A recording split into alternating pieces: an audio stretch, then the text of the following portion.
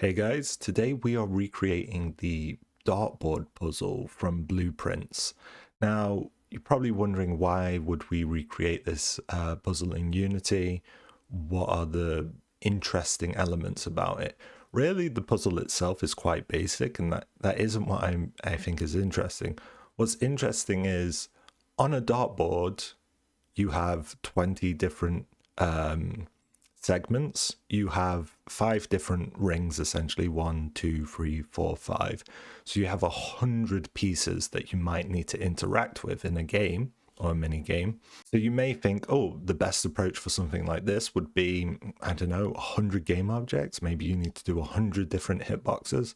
Now, obviously, that would be a bad approach.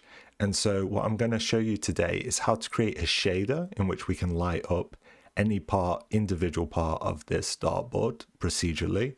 And then I'm also going to show you a bit of code of how to create a hitbox that is ring shaped and is segmented 20 different ways. So if I just hit play here, I'm going to showcase you what I've built.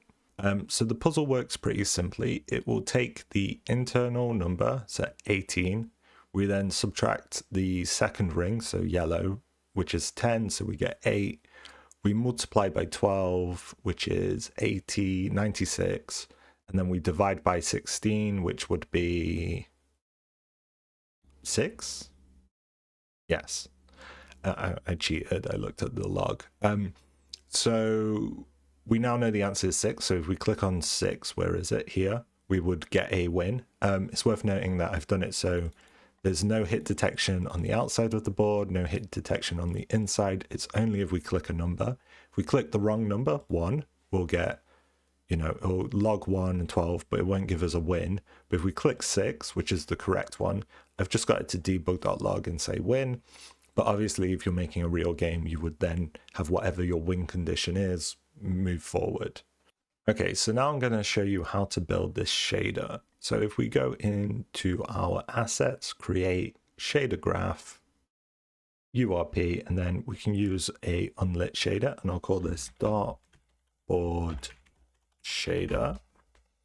And then if I just load this up here, so we go into our shader, I'm just going to take the dartboard image that I have, and I'm just going to put this in the base color. And so we can see here in the preview, that's what we have so far, and we can see the preview here. But what we want to be doing is lighting up these individual segments. So we'll start with the internal ring, and we're going to need a rotational mask, essentially. So what I'm going to do is create a node, and I'm going to take a rotate node. So this is essentially like a UV node. You have a green rotation and a red rotation. So we can split it.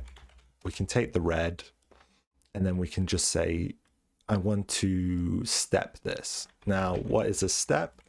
A step will basically do, actually, I think I want it in the edge, don't I? And then I'll delete this.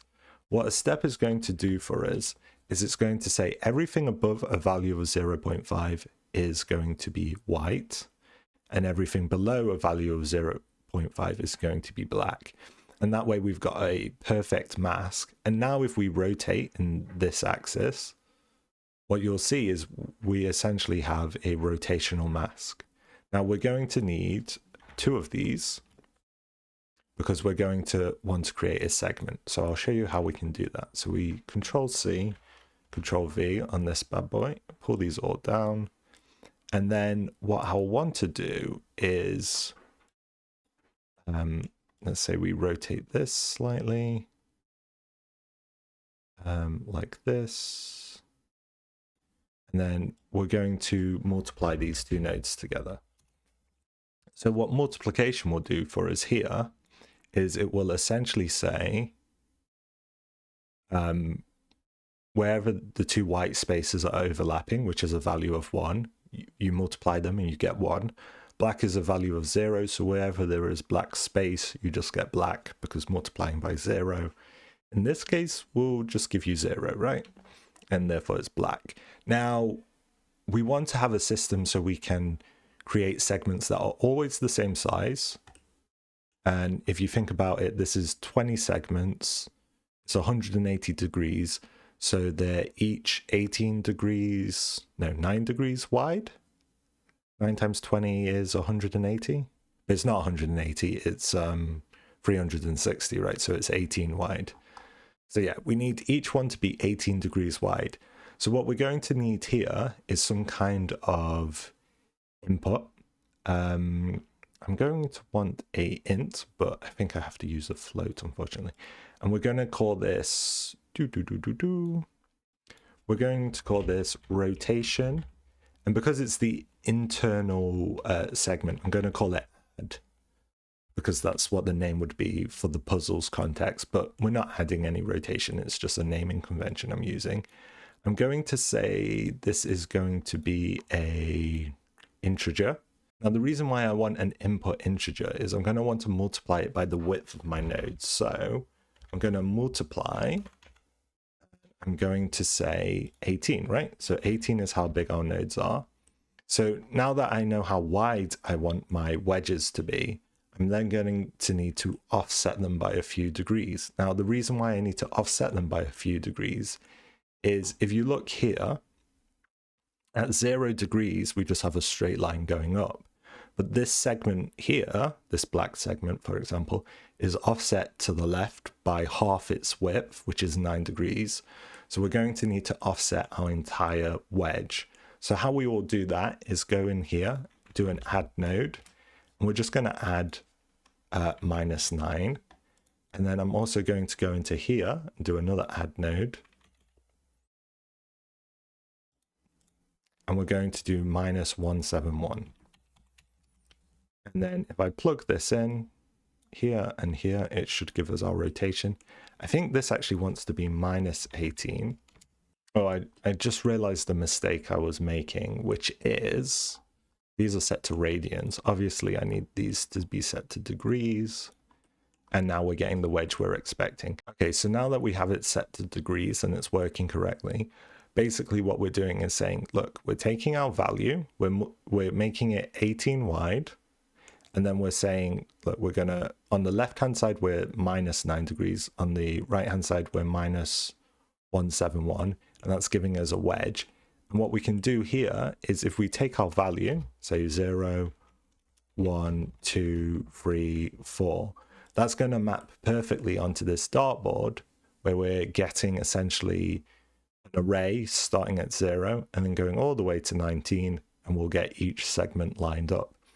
But now we're encountering a second kind of problem, which is if we put this segment on, it's not just this singular black segment here in this beginning ring, we're actually going to light up this entire wedge.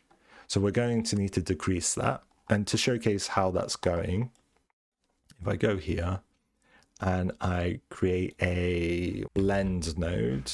I think I would want this here. Let's move these along a little bit. So I've got my blend node. I'm going to put my texture into it. So we've got the base, the blend. I'm going to do an overwrite, and then the opacity is going to be this also.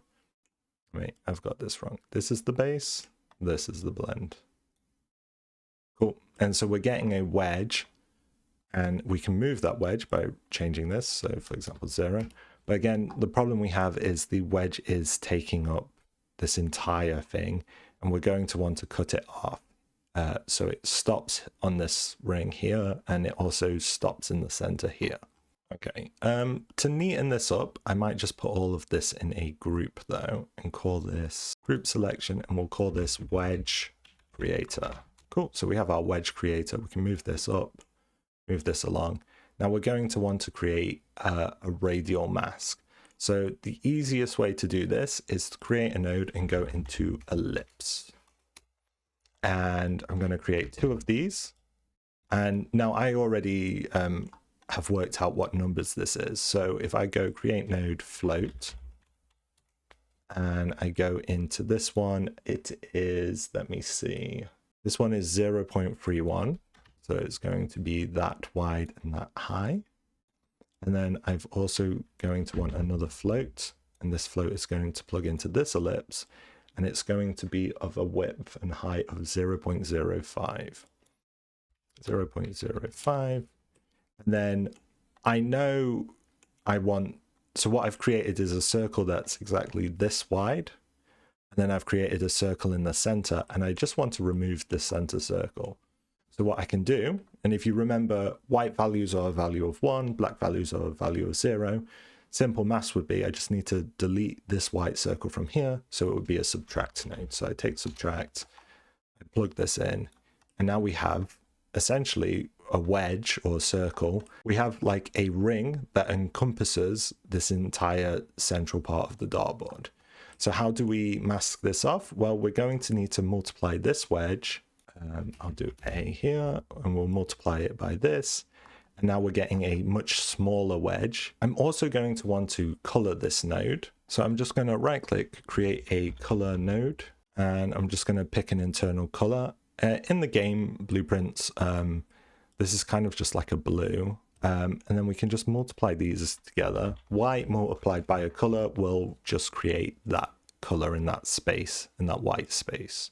So we hook it up. There we go. We've got this colored wedge now. I'm going to move all of this along again because we're running out of space a little bit. And now what I want to do is, instead of plugging in this white, I want to plug in this blue as my blend. And I also want to change the opacity, and I want to use this white color here. Now what we're getting is a blue blend, a blue wedge that you could argue it doesn't perfectly line up. I did just pull a screenshot from the game, so it's a 3D game. This isn't a perfect 2D texture, but this is a perfect wedge in a 18-degree arc. And then you could always change its height and change its depth. And then so we have this blue wedge that will procedurally change as we change the number in this array. So 1, 2, 3, 4, 5, 0, right? So we've now got a procedurally generated wedge for our dartboard. And we're going to repeat this process 3 more times to get each of the colors in the other rings. And what's cool is, because this will be an exposed value, we can go into C# script and actually change this based on, you know, we could do a random number generator and say which one's going to light up, if anything's going to light up at all. So now to tidy this up, I'm going to call all of this, I'm going to group it, and I'm going to call it, I don't know, wedge creator. Not wedge creator, sorry, ring creator. So cool, we've got our ring creator. Another thing I'm going to want to do is to add a bool, because not all colors need to be on at all times. So I'm going to call this add bool, and this is basically a true or false statement. And what I'm going to do is I'm going to plug this in, and I'm going to say if it's true, we're going to apply this blue. However, if it's not true, we won't apply anything to the board texture. Okay, so what I need to do is pull these blends back for a second, and I'm going to create a branch node. Branch predicate. So if this is true, we do something. If it's false, we do something else. Let me just move this now. And then we also want to take these 2 textures, and we'll say, look, if it's false, just do the normal board. If it's true, we'll do the changed board. Then we can plug this into our base color, and essentially, I won't showcase it here, but if we set this to true or false, this will change the output between this and this. Now we're going to have to repeat this 3 more times. So I'll showcase how we would go about that. So I'd literally take the wedge creator, I'd copy and paste it. It's going to need a new input. So it would be rotation, and the second ring in the puzzle is the subtraction ring. Again, that's just a naming convention. You know, it's just a rotation. I'm not subtracting anything here. And then we're going to need the ring creator. And we're going to have to copy and paste this. I'm going to delete this. And it's going to be this wedge that plugs into it instead. I do need to be mindful that these rings won't be the same, because I'm no longer doing the internal ring. I'm doing this small ring here. So let me just grab the values. So I'll grab these values. I believe it's down here. It would be 0.31. And then up here, it's 0.37. Sorry, it's actually 0.315 here. Okay, cool. So I've created a ring now because I'm taking this circle, deleting this circle from it by subtracting. And because I've subtracted it, I now have a small wedge here. I've now got a color. So the secondary ring would be yellow, and I can just pick any yellow value really. And I'm going to do the same here. I'm going to create a bool, Control-C, Control-V. I'm going to call this the subtract bool, and I'm going to use this, and I'm going to want to...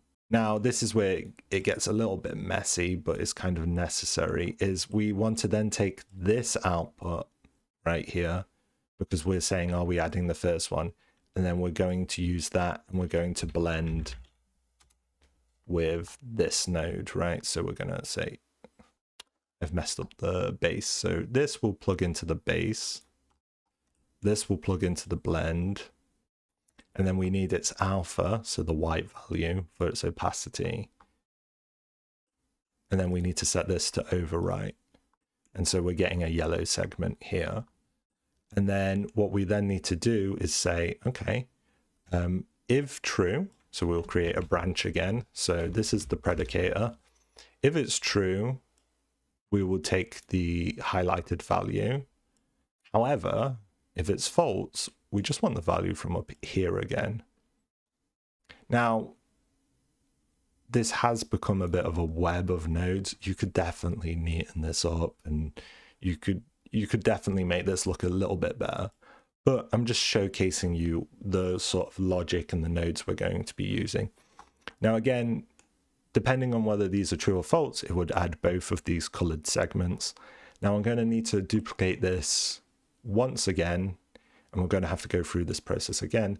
So I would copy both of these groups, Control-C, Control-V, pull this down, delete this because we don't want this. We will want a new rotation value, and it would be rotation multiplication for the puzzle. It's also worth noting that all of these should be set to integer. These shouldn't be floats. And I've plugged this in correctly, yeah. And then here, everything looks good. I believe the color should be pink. Right, the color should be pink for this one. And then the values here should be 0.37. And you might be noticing actually the value of the internal for this is always the external for this. And then what's this? This is 0.54. So again, I'm just repeating the process just to showcase what's happening. And again, this would be a blend. This would be the blend specifically. This would be then pulled to come into the base. We would want the opacity be coming from the white value, and we would again want to overwrite it. And again, we would want to create a bool multiplication, definitely misspelled that, multiplication. And then we're going to use this to predicate in a branch node. And if it's true, we take this. If it's false, we take the previous node. Yep, false, we take this. Then we're just going to input this instead. Cool. And we repeat the process the final time. This group down here, this group down here. We delete this input. We need another add. We need another rotation. So this is rotation division. Make sure it's set to an integer. Plugs into here. And then here we want to go 0.54. And then the top one 0.59, I believe. 0.59. It's no longer pink, we want purple. And then same as before, we're going to blend this. We're going to take the base, which is the previous output after we predicated it, so whether it's true or false. We'll bring this down. We'll use the white value to overlay, or as the opacity. This needs to be set to overwrite in the blend node. We'll then need the division bool. So a true or false statement essentially is what it is. Division bool. We use this. we're using a branch node, so the predicate input on the branch node. If it's true, we take this. If it's false, we take the previous node. And again, this is messy looking. Don't want to drag that. So again, this is messy looking, but we've essentially created very quickly here in just about 20 minutes, what is essentially procedurally generating wedges and then confining them to specific rings. So we set this up now, so if any of these balls are true or false, each part will show or not show on the final texture. And then also we've got it so we can change the angle of any of these circles. So if I go into here, for example, and I change this from 0 to 2 or 4 or 4 or 5 or 9, anything up to 19, it's just rotating across the board. Cool. So I'm going to save my shader by hitting Control S.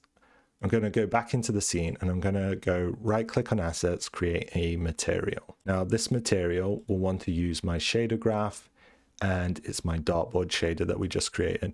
This Dartboard previously was using the test shader I was using, but we'll just put on our new shader. And if we turn off the script from previously and click play, so now we have the Dartboard and we actually have all the inputs for the shader. So I can click true and I can start moving them around. Now, what's great about a shader like this is it's completely exposed to code. So we can make a C# script now, and we can basically change any of these inputs, outputs. We can turn these on and off, and we can use this to generate the next part of our puzzle. And because this is all procedurally generated, we have a lot of control. Maybe say you were making a different sort of puzzle, you could add more rings, more segments, you could change the shape of them using different masking techniques. And then it's all accessible by code, so it's very dynamic and very easy to work with. Okay, so now we need to make the C# script to control the shader as we generate the puzzle, but we also need to do the hit detection for the specific number you're clicking on. And then we'll want it so it doesn't detect anything out of bounds. So if we create, by right-clicking create, we want a C# script. I'm blind? Okay, yeah, we want scripting mono behavior script. It took me forever to find that because I'm not used to being in Unity 6.0. So we just want to rename this. We'll call it Dartboard script. Okay, and then we'll load up the script by double clicking on it. And so we have the script here. I just need to rename the class because I accidentally clicked on it, script. So the class needs to be the same as that, which is perfect. So now we have the script open, we're going to need to assign some variables. So the first thing I'm going to want is the private int, and we're going to call this Dart numbers. Now what this is going to be is the very specific Dart numbers on the number board. So if we go back into Unity, what I'm going to do is create an array of 20 numbers starting at 0. So 0 would be this number, 20. And I'm just going to go 21, 18. So this would be array 0, 1, 2, 3, 4, 5, all the way to 19. And we just need a way to access these numbers in code.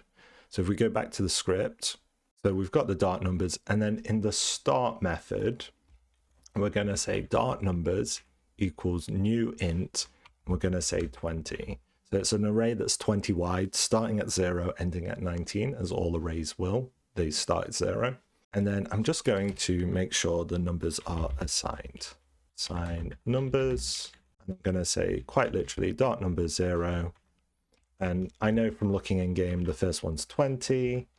I go again, Dart numbers 1, and then I'm going to set that to 1.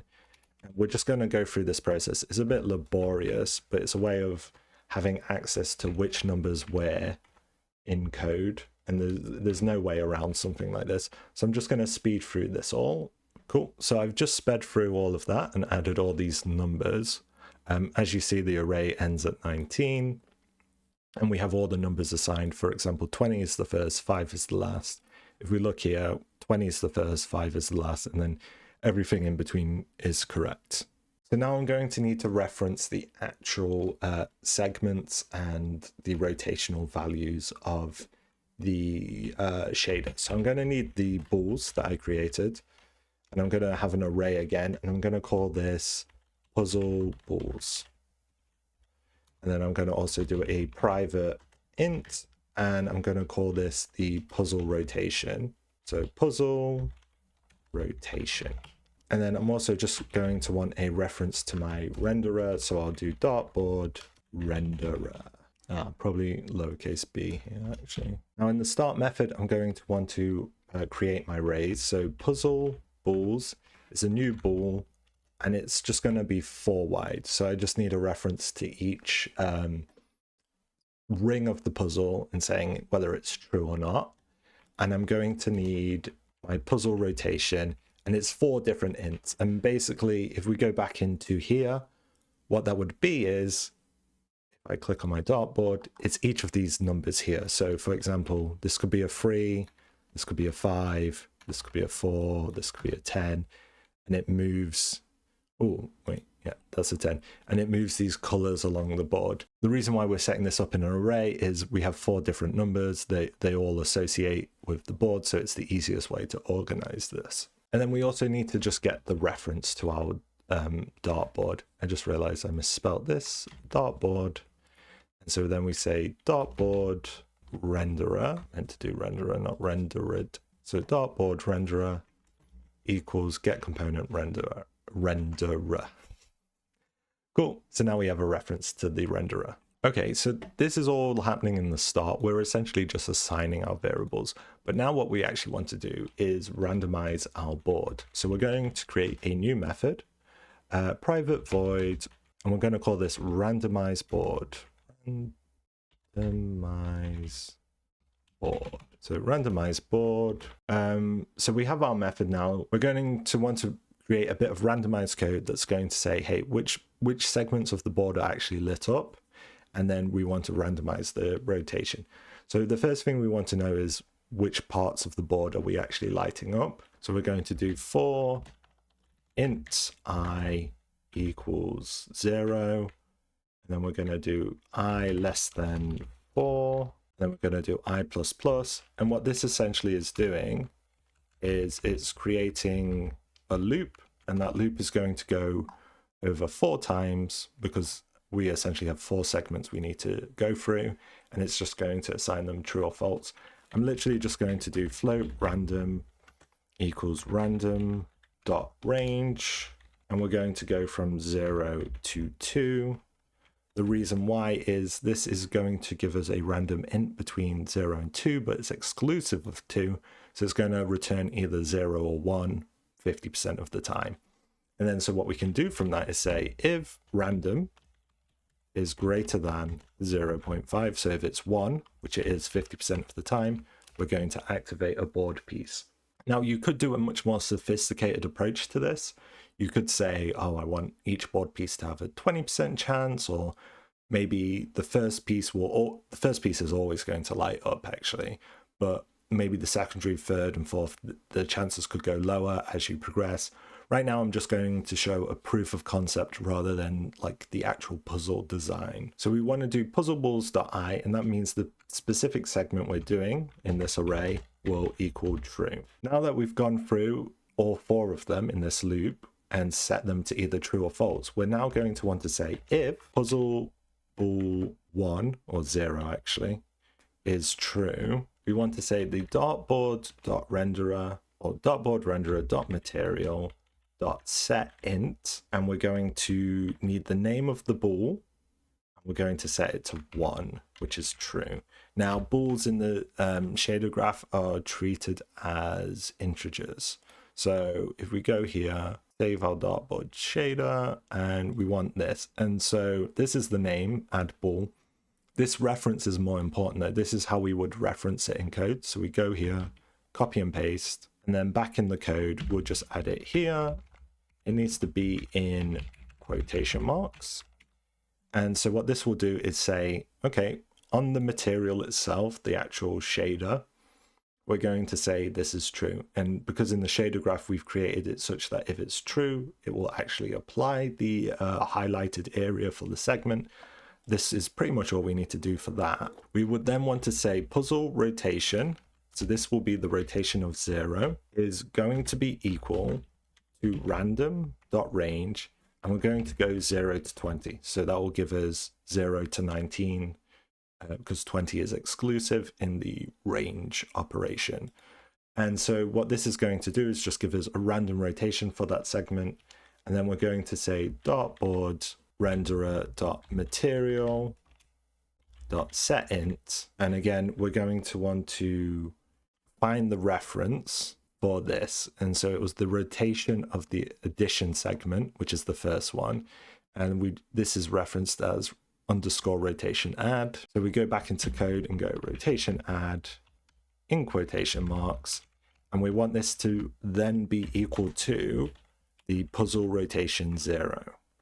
And so what that's going to do is take that random.range we just generated, and it's going to specifically apply it to the rotation float or integer, better yet, that we put into the shader. Now I'm going to want to do this 4 more times. And I'm going to want to go, or 3 more times, sorry. And we're going to go through each iteration. So this would be the next segment in the array, and it would be, I believe it would be subtract bool, and its rotation subtract. It wouldn't be puzzle rotation 0 in the array, it would be 1 and 1. And I'm just going to go back into the shader and check that is called subtract bool and rotation subtract.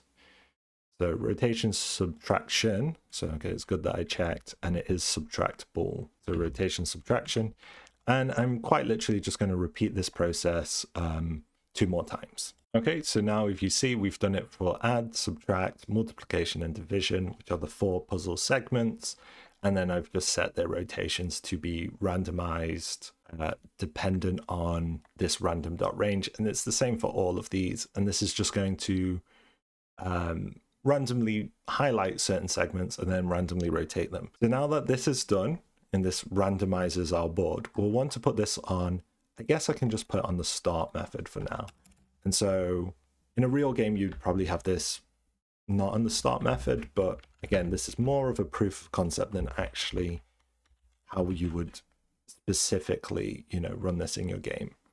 So now that we run this function once at the start of our script, that means every time we click play in Unity, we should get randomized board positions. We didn't get randomized board positions because I haven't put the script on the object. And it's important to note that by default, I probably want to make sure that all of these are turned off to begin with. So yeah, we're getting random ones turning on and they're rotating randomly. So if we press play again, so yeah, different ones turning on, different ones rotating, and we can press play once again. Cool. Now, one thing I could do, the reason why I had to turn them as faults in the actual inspector is I never turn these to faults if they're already turned on. So you could do something like this, which is if it's not true, you actually turn it off, right? So you could use this code and you could do this on all of these. Specifically though, I don't think I'm going to be playing with the inspector too much, so this shouldn't really matter. So now that we've got the actual parts on the board lighting up, we now need to actually work out how the puzzle will derive its answer and check whether we're clicking on the correct answer. Now, the first thing I know about this puzzle is you do need the internal to always be true, because the internal number is the beginning number. So it's like you take that number, you subtract by this number, you multiply by this number, and you divide by this number.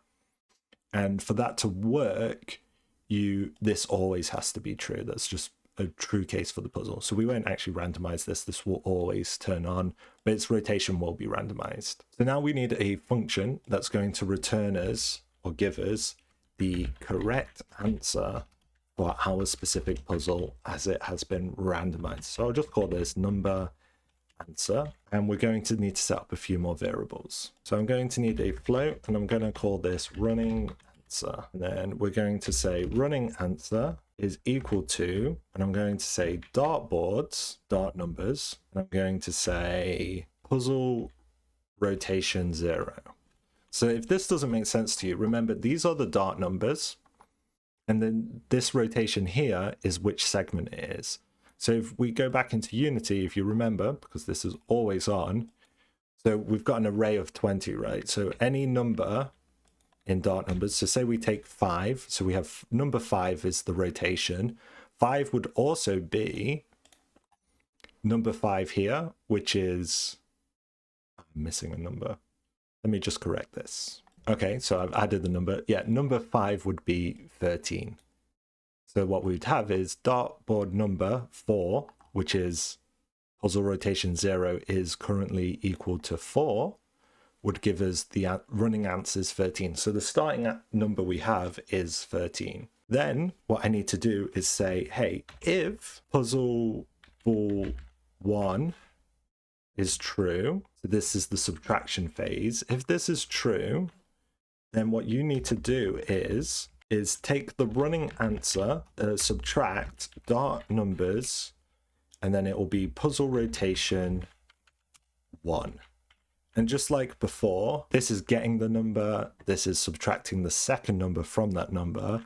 And then what we want to do again is if puzzle balls 2 is true, we take the running answer, and then we're going to multiply it by the multiplication number. And we can just do that and that. And then the third one, as far as the puzzle goes, is the division one. So we would do divide by, and then this. And if you're not sure about the syntax here, when you do minus equals, it's taking this, minusing that, and then assigning it to this again. So you're basically just subtracting this number from running answers. And in that way, the final answer to the puzzle will now be assigned to this variable. And so we can test if this works by doing debug.log and then just do running answer. And then we just need to make sure this function is being called after the randomize board function. So if we go back into Unity here, we can now test the puzzle. So here we get something like 12, and then we get minus 17, and the result is minus 5. Now you're probably noticing a problem here, and it should be quite obvious to you, which is, okay, here we're just getting 16, and then 16 would obviously just be 16.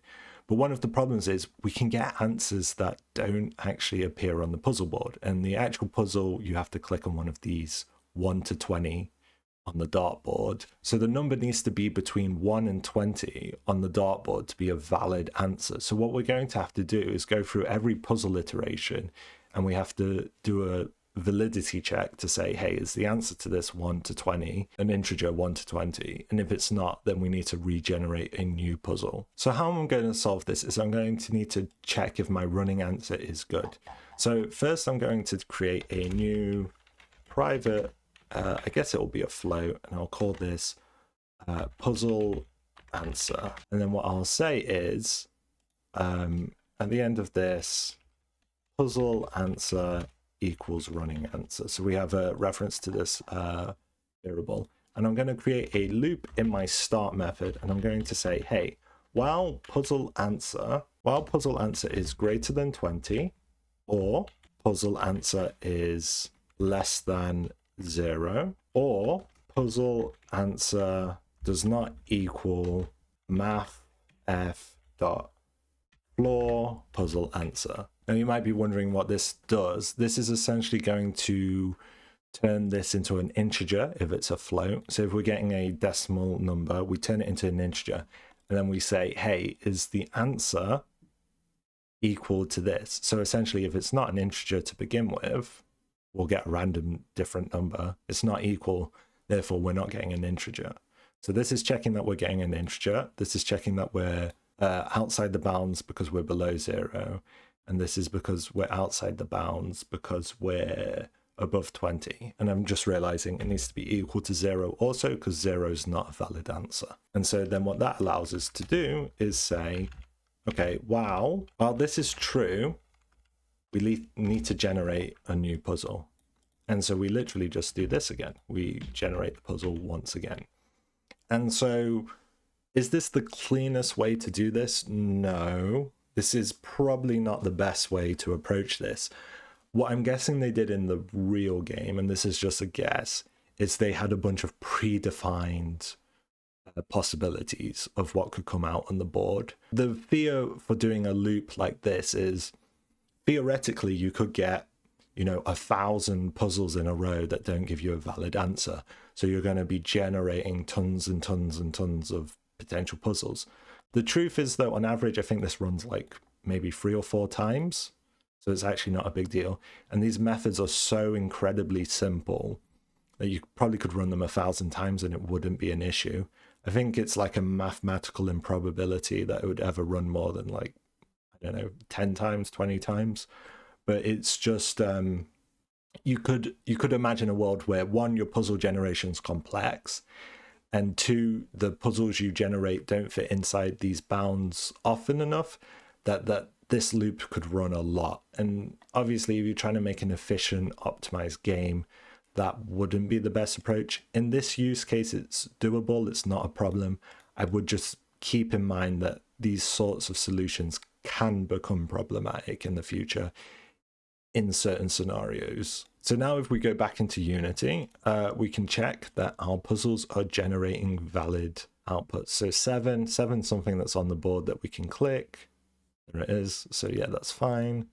And if we go through a few more times, here you can see, right, it's done all of these potential puzzles and it's came to this one at the end, which has a valid answer of 10.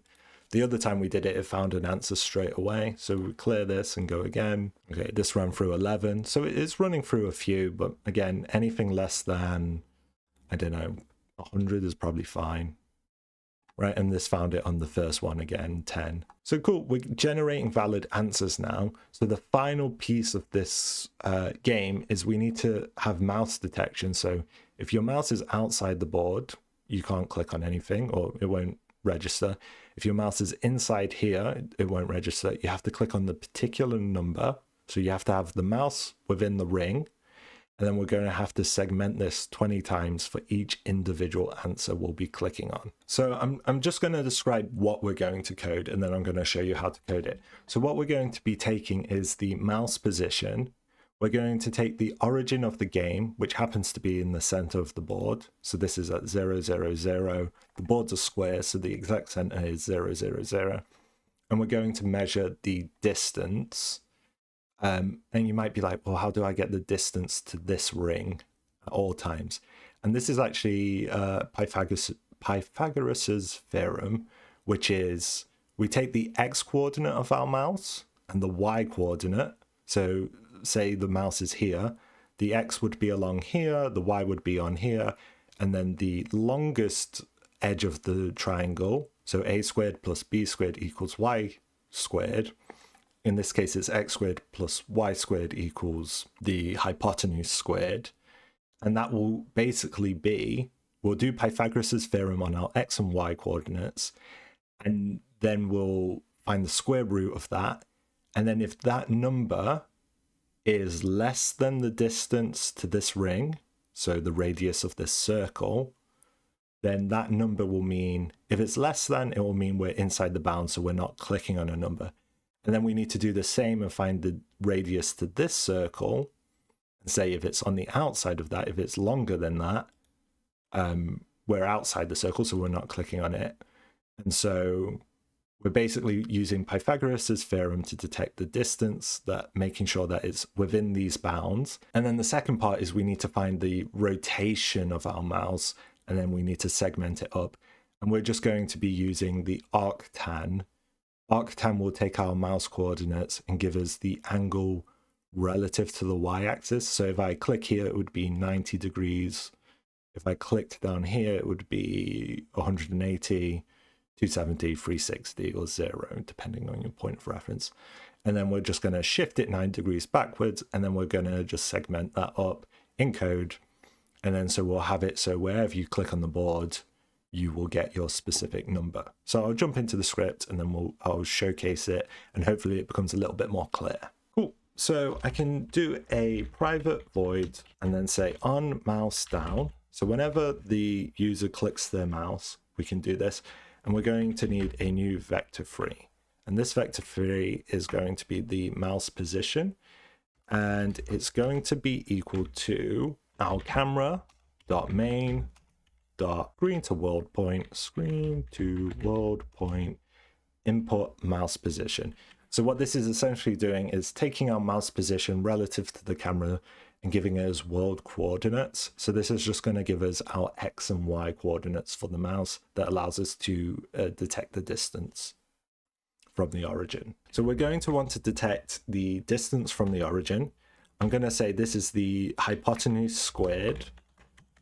So I'm going to call it h squared, and it's literally just mouse position. So we're going to take the hypotenuse squared, and that's going to be equal to mouse pos dot x times by mouse position x. So mouse position x times by mouse position x. And what this is x squared essentially.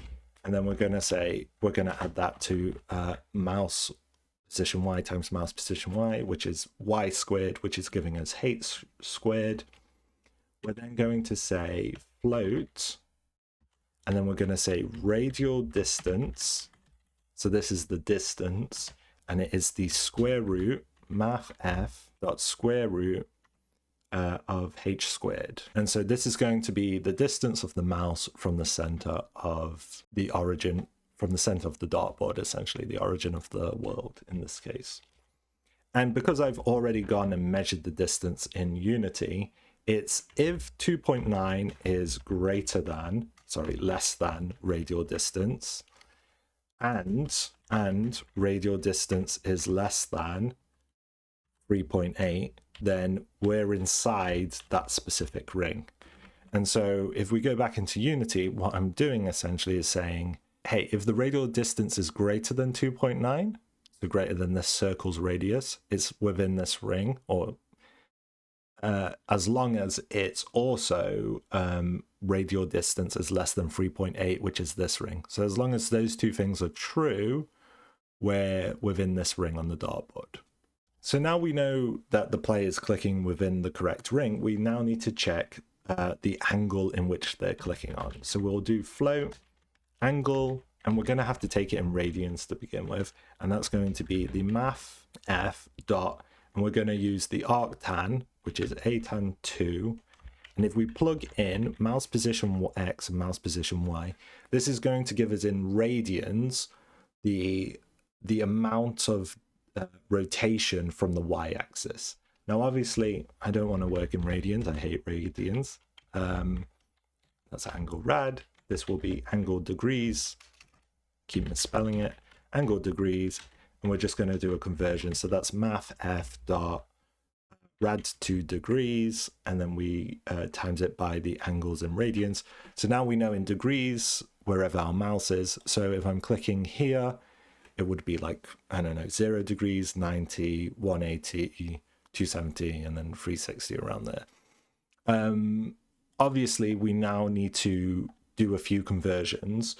The first thing we need to do is our segments are offset by 9 degrees, right? If you remember in the shader part, each segment's 18 degrees long, it's offset by a half, so it's offset by 9 degrees. So I need to offset my values all by 9 degrees. I also need to be careful here that, because as it overlaps from here, I don't want this to be overlapping into here. That makes sense. So I'm going to have to normalize this as well. So if we want to fix our angle, we'll say angle and then degrees. And then we'll say this is equal to angle degrees plus 360. And then we'll do a percent symbol, 360. And then we'll do this again, angle degrees equals angle degrees plus 9, percent symbol, 360. And then if we do debug.log, and then we can do angle degrees, and we can see what angle we're getting, right? So ideally, what I should be getting when I click here specifically is like 0 or 1 degrees. So I'm getting like 1.4, I'm getting 2. So now we need to take that angle we've calculated and check which section we're clicking on. So I'm going to say section clicked is equal to mathf.floor to int. And we take the angle in degrees and divide by 18. This is just taking the float, turning it into an integer, and it's giving the section that we've clicked on in an array from 0 to 19. Now what we'll need to do is say private int section clicked, so we know specifically which section has been clicked on. And what's beautiful is because of how we've set this up, we can just say, hey, if puzzle answer is equal to dart number of the section clicked, we can just go debug.log, and then I probably would just say win, for example. So we'll just do win, and that means this needs two equal signs there. So that means, hey, if we take the section we clicked on, find the number that it's in the array, if that's equal to the answer, then the player's won essentially. So if we just go back into Unity, and if we click play, we can see here we got 18, take away 7 is 9, multiplied by 14 is 90, 126, divide by 11. I'm going to cheat and I'm going to assume 14 is correct. So 14 is the answer. So if I click anywhere, I get nothing, right? I'll get the degrees when I click on here. It'll tell me the degrees. But if I click on 14, I get a win because that is the answer to the maths equation that the puzzle is giving us. I'll just play it one more time just to sanity check everything we've done. So it's 20 minus 12 is 8, 8 multiplied by 4 is 32, divide by 2 is 16. It says the answer is 16, and if we click 16, we get win. So we've been able to recreate this puzzle fairly quickly, and we've not really had to deal with a lot of game objects, a lot of hitboxes. We've been able to essentially procedurally generate 20 hitboxes for a segmented ring. And we've also in Shadergraph been able to create, 80 different segments procedurally without having to go step by step making each one. And these sorts of systems or these sorts of approaches, when dealing with a very large game with a lot of potential complexity, if you can do something in a more procedural method rather than hand making every element, you can save yourself a lot of time and effort, really. Hope you guys have enjoyed this video. It was fun to make. I'll be uploading more in the future. If you want to see those, just subscribe to the channel, and I'll catch you next time. Cheers. Bye-bye.